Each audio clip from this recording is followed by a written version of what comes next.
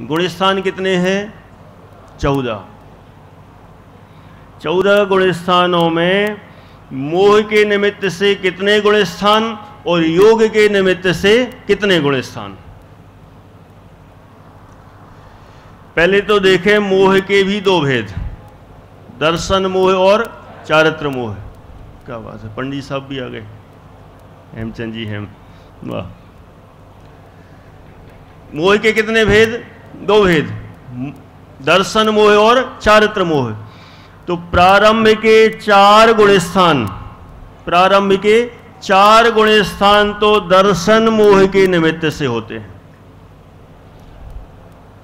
अब उस समय दर्शन मोह का उदय है, उपशम है, क्षयोपशम है कि क्षय है, कुछ भी हो सकता है।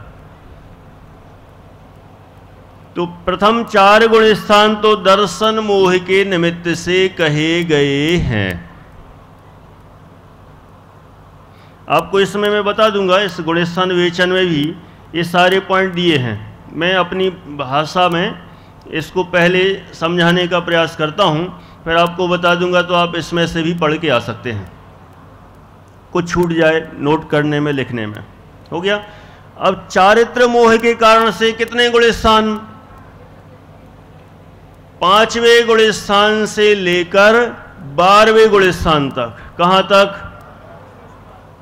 5वें गुणस्थान से 12वें गुणस्थान तक। ये देखो, मुख्यतः गौणता की अपेक्षा से है ना। तो चारित्र मोह के कारण से 5वें से 12वां गुणस्थान बनता है। अब मोह वाला काम पूरा हो गया। अब योग, योग के निमित्त से कौन सा? 13वां गुणस्थान सयोग केवली, और 14वां गुणस्थान योग के अभाव पूर्वक। माने 13वां गुणस्थान कहें योग के सद्भाव वाला, और 14वां गुणस्थान योग के अभाव वाला। इस तरह से मोह और योग में ही सबके सब गुणस्थान गर्भित हो जाते हैं। एक बार फिर से बोल देता हूं, ठीक है। ये आदरणीय अन्ना जी की शैली है, अब वो शब्द में नहीं बोलता हूं। अन्ना जी जब पढ़ाते थे हमको, भाई सबको ध्यान होगा, उनके 2 शब्द ज़्यादा प्रसिद्ध रहे हैं। वो अन्ना जी सामने बैठे हैं, उनके सामने बोलने में भी संकोच नहीं है, हम याद करते रहते हैं। मैं कहता हूँ, फिर से बोल रहा हूँ, उनके शब्द हैं, पुनः पुनः बोलता हूँ। हमेशा से कई साल उन्होंने जो गुणस्थान पढ़ाया, जब भी पढ़ाते एक किसी को भी एक किस शब्द से पुकारेंगे? राजा।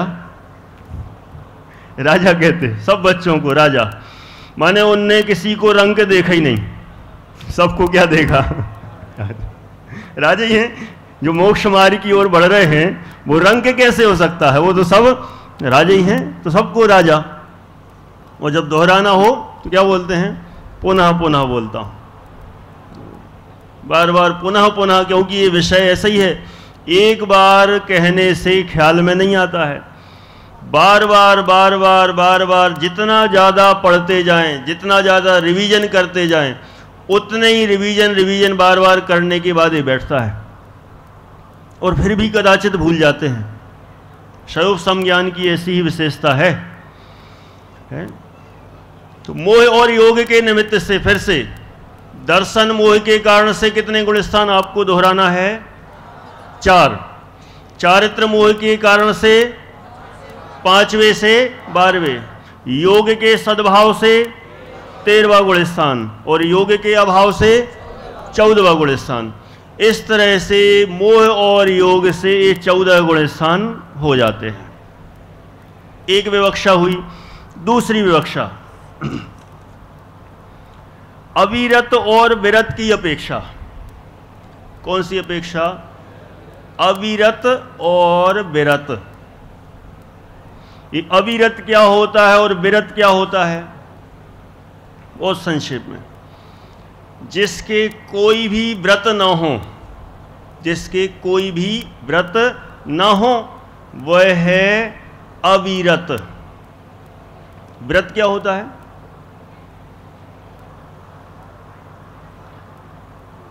ये परिभाषा तो ख्याल आ गई। जिसके कोई भी व्रत ना हो उसको कहते हैं अविरत, और जिसके व्रत प्रारंभ हो गए हैं वो कहलाते हैं विरत। तो व्रत मतलब क्या? एक टाइम भोजन किया, एक टाइम भोजन का त्याग, यही है ना? क्या है व्रत? क्या है यही है ना व्रत? सब मना कर रहे। क्यों? व्रत जब लगते हैं तो क्या करते हैं? एक आसन, उपवास, यही तो करते हैं। यही करते हैं कि नहीं करते? वास्तव में देखा जाए ये एक आसन, उपवास, ये तो तप हैं। क्या है ये? तप हैं। अपन व्रत कहने की परंपरा चला दी है तो अपन व्रत बोलते हैं। और फिर जब 10 लक्षण महापर्व आता है, वास्तव में वो आता है 10 लक्षण महापर्व, और अपन कहते व्रत लग गए, व्रत लग गए। क्या लग गए? क्यों लग गए व्रत? एक आसन करते हैं, उस समय उपवास करते हैं, तो अपन एक तो एक आसन उपवास है तप, अपन ने नाम रख दिया व्रत। और फिर 10 लक्षण पर्व आया तो उसमें उनकी मुख्यता विशेष हो जाती है, क्योंकि साल भर तो कुछ छोड़ते नहीं, उन्हीं दिनों में सारा छोड़ने का टाइम आता है, तो उन्हीं का नाम क्या रख दिया? व्रत। व्रत लग गए, व्रत लग गए। व्रत तो वास्तव में हिंसा नृतस्ते या ब्रह्म परिग्रह भू विरतिर्व्रतम, तत्वार सूत्र में है। हिंसा, झूठ, चोरी, कुशील, परिग्रह, ये जो 5 पाप हैं इनका त्याग, उसका नाम व्रत है। एक आसन करना, उपवास करना, इसका नाम व्रत नहीं है। तो जो 5 पापों से जो बिल्कुल भी विरक्त नहीं हुआ हो उसका नाम है अविरत, और जो 5 पापों से पूर्णतः विरक्त हो गया हो उसका नाम है विरत। ठीक है? इसमें इसका विस्तार करें तो विस्तार तो बहुत ज़्यादा है, लेकिन हमें संक्षेप में चर्चा करना है, क्योंकि एक एक पॉइंट पे ही एक एक दिन चर्चा हो सकती है, लेकिन विषय को आगे ही बढ़ाना है। फिर से बोलता हूँ, 5 पापों का बिल्कुल भी त्याग नहीं, उसका नाम है अविरत। 5 पापों का पूर्णतः त्याग, उसका नाम है विरत। और एक और बीच में एक कैटेगरी बना देते हैं, 5 पापों का एक देश त्याग। 5 पापों का एक देश त्याग। एक देश त्याग हुआ और एक देश त्याग नहीं हुआ, इसलिए उसका नाम रख दिया विरता विरत। क्या हो गया नाम? विरत। एक देश त्याग है इसलिए विरत, और एक देश त्याग नहीं है सो अविरत। इस तरह से 3 कैटेगरी बन गई, अविरत, विरत और विरता विरत। 3 बन गए। अब इनको अपन गुण स्थानों में गर्भित करते हैं।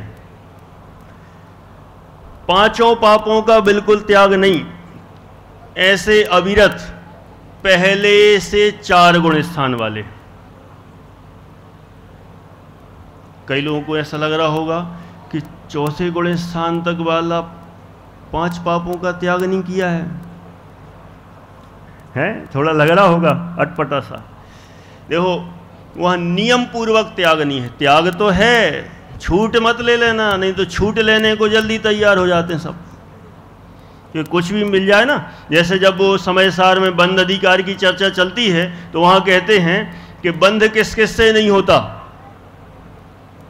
कि कारमाण वर्गणा उससे नहीं बनता, इससे नहीं बनता, उससे नहीं बनता, बहुत सारा।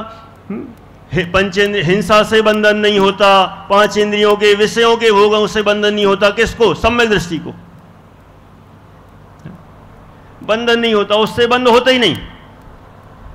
वो सारे घटित किए हैं, क्यों नहीं होता? लेकिन कई लोग उसका अर्थ का अनर्थ ग्रहण कर ले कि पंचेंद्रियों की हिंसा से, पंचेंद्रिय विषयों के भोगने से बंधन नहीं होता, जीवों की हिंसा से बंधन नहीं होता। तो उसका अर्थ कोई सोच ले कि बंधन होते ही नहीं तो खूब करो, पांचों इंद्रियों के विषयों को भोगो, उसका अर्थ ऐसा नहीं लगाना। अपेक्षा समझना जरूरी है हर जगह। तो यहां पर भी वो चतुर्थ गुण स्थान वर्ती भी हिंसा से तो विरक्त होता है भूमिका अनुसार, लेकिन नियम पूर्वक विरक्त नहीं होता, इसलिए कहा है कि विरक्त नहीं है। ठीक है, यथायोग्य तो विरत है, इसलिए नियम पूर्वक विरक्त नहीं होता, इसलिए उसको कहा अविरत। माने पहला, दूसरा, तीसरा, चौथा, ये 4 गुण स्थान तो किसके हुए? अविरत के हुए।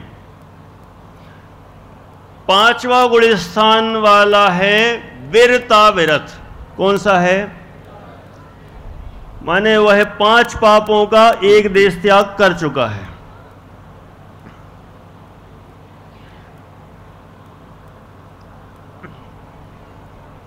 और एक देश त्याग नहीं किया है, इसलिए उसको कह दिया विरता विरत।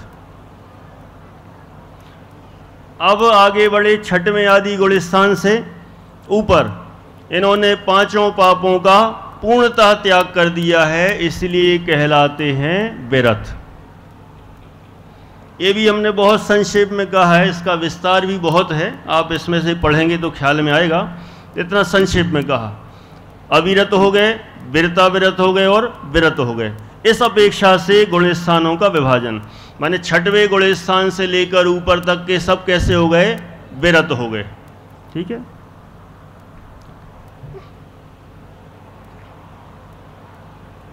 आगे अगला बिंदु है अज्ञानी और ज्ञानी की अपेक्षा से गुण स्थानों का विभाजन करें। किसकी अपेक्षा से? अज्ञानी और ज्ञानी। तो कितने गुण स्थान अज्ञानियों के हैं और कितने गुण स्थान ज्ञानियों के हैं, ये देखना है हमें। तो पहले से 3 गुण स्थान किसके हैं? अज्ञानी के। वैसे तीसरे गुण स्थान वाले को जब अपन पढ़ेंगे तो हम मिश्र ज्ञानी भी कहा है, लेकिन सामान्यतः तो 3 गुण स्थान कैसे हैं? अज्ञानी के हैं। अज्ञानी के क्यों हैं? क्योंकि उसको आत्मा का श्रद्धान नहीं हुआ है। शास्त्र ज्ञान कितने ही हुआ हो, उससे ज्ञानी होता नहीं है। आत्मज्ञान से ज्ञानी, आत्मज्ञान ही ज्ञान है, से सभी अज्ञान। क्लियर का है। तो आत्मज्ञान यदि है तो वह ज्ञानी, और आत्मा का ज्ञान नहीं है और दुनिया का कितने ज्ञान हो, सबका सब वो अज्ञानी ही है। तो इस तरह से पहले से 3 गुण स्थान वालों को सामान्यतः कह दिया अज्ञानी, और चतुर्थ गुण स्थान और वहां से ऊपर तक के सभी कौन हो गए? ज्ञानी, क्योंकि उनको आत्मा का ज्ञान है, श्रद्धान है। ठीक है, इसमें भी यदि ज्ञानी में भी विभाजन करना हो तो और विभाजन कर सकते हैं। ज्ञानी में भी अपन 2 भेद कर देते हैं, क्षयोपशम ज्ञानी या अल्प ज्ञानी और केवल ज्ञानी। तो चौथे गुण स्थान से 12वें गुण स्थान तक तो हो जाएंगे क्षयोपशम ज्ञानी या अल्प ज्ञानी, और 12वें गुण स्थान के ऊपर हो गए केवल ज्ञानी। ख्याल में तो आ रहा है? कठिन तो नहीं लग रहा ज्यादा? सही सही बताना।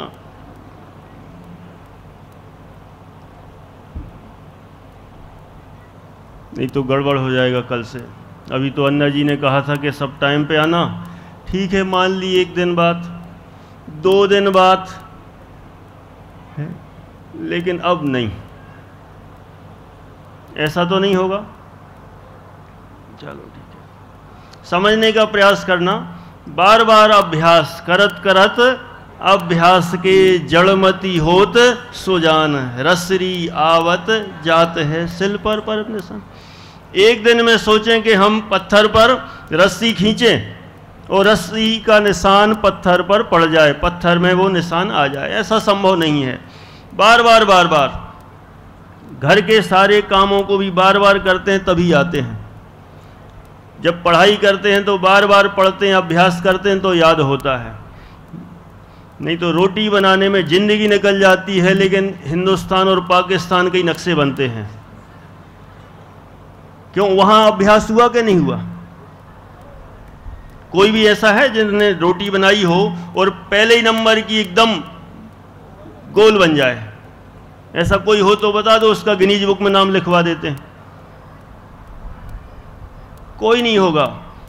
शुरू में तो नक्शे कई वैरायटी के बने ही होंगे।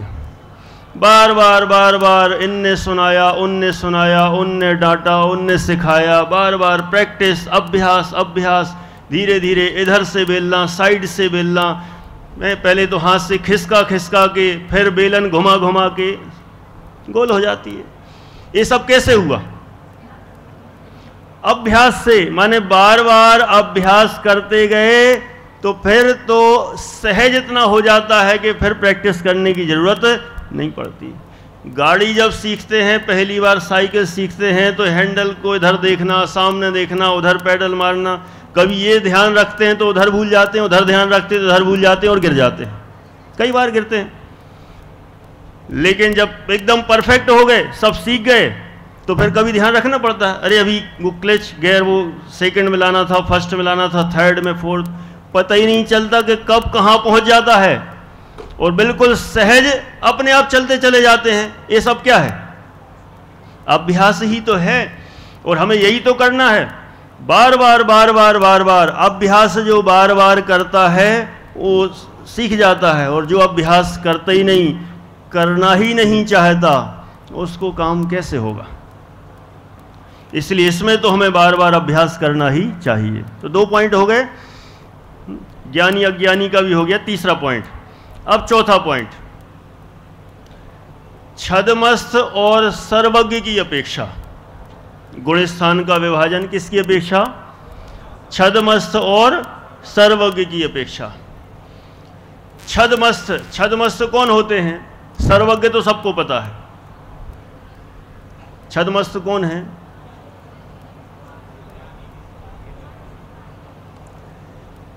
ज्ञानावरण और दर्शनावरण।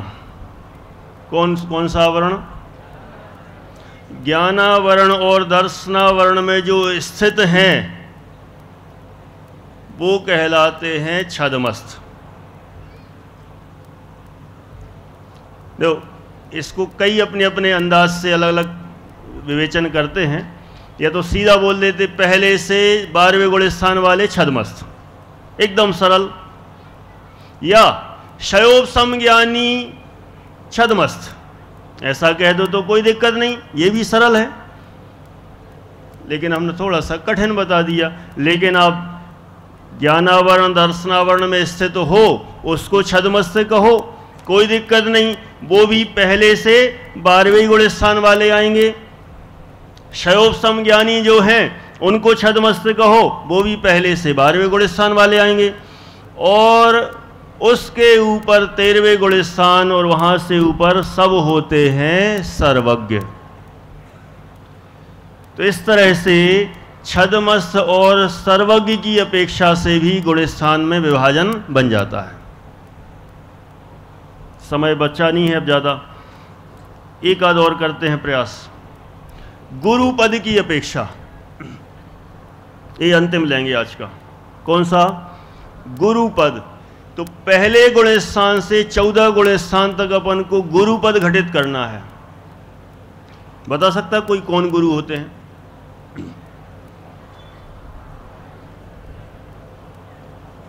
कौन होते हैं? सब सोच तो रहे हैं लेकिन कह नहीं पा रहे, कोई बात नहीं। 6 से 13, 6 से 12, 7 से 6 से 7। मैं जिनका हाना नहीं कह रहा हूं, ये मत समझना कि वो गलत बोल रहे हैं, लेकिन फिर भी जानने का प्रयास करें। और कुछ? छठा साता, हाँ,